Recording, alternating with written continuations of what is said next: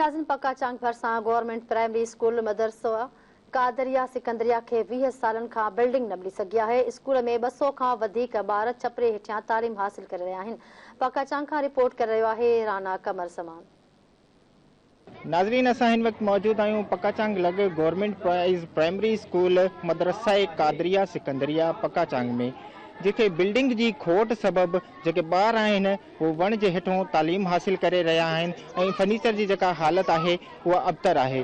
अचो त ॻाल्हि ॿोल कंदासीं उस्तादनि सां ऐं शागिर्दनि सां त उन्हनि जो छा चवणु आहे। ही स्कूल मदरसा कादरिया सिकंदरिया जे नाले सां 2003 खां हली रहियो आहे।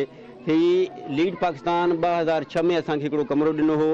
हिते असां 3 उस्ताद आहियूं ऐं 200 खां मथे ॿार आहिनि। असांखे बिल्डिंग जी अशद ज़रूरत आहे। बिल्डिंग न हुजण जे करे कुझु ॿार असां हिते अंदरि माना ही पंहिंजी मदद ते ठहिरायो हिते पढ़ायूं था ऐं बाक़ी वधीक ॿार असां वण हेठों विहारे बि पढ़ायूं पिया था।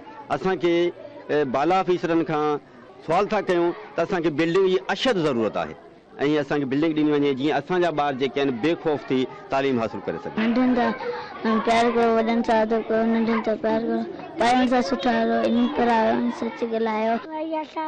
असांजा 3 उस्ताद आहिनि, असांखे ॿिन्हिनि सां पढ़ाईंदा आहिनि ऐं असांखे बिल्डिंग खपे ऐं असां वन जे हेठां वन 3 उस्ताद आहिनि, महिनत सां असांखे पढ़ाईंदा, असांखे बिल्डिंग खपे। मालूम असांखे स्कूल जी बिल्डिंग ठाहिराइजो, क्लास पखो कोन्हे, नंढा ॿार गर्मी में भटकनि पखो ठाहिराइजो। उस्तादनि जो चवणु आहे त 2003 खां वठी ही स्कूल रजिस्टर आहे। 2006 में जेका लीड पाकिस्तान यूएसएड जी तरफ़ों हिकिड़ो कमरो ॾिनो वियो हो, उन खां अलावा अॼु ताईं गवर्नमेंट जेका आहे सिंध गवर्नमेंट आहे उन जी तरफ़ों का बि अमल न कयो वियो आहे। कैमरामैन राना उस्मान सां गॾु राना कमर ज़मान, धरती टीवी न्यूज़।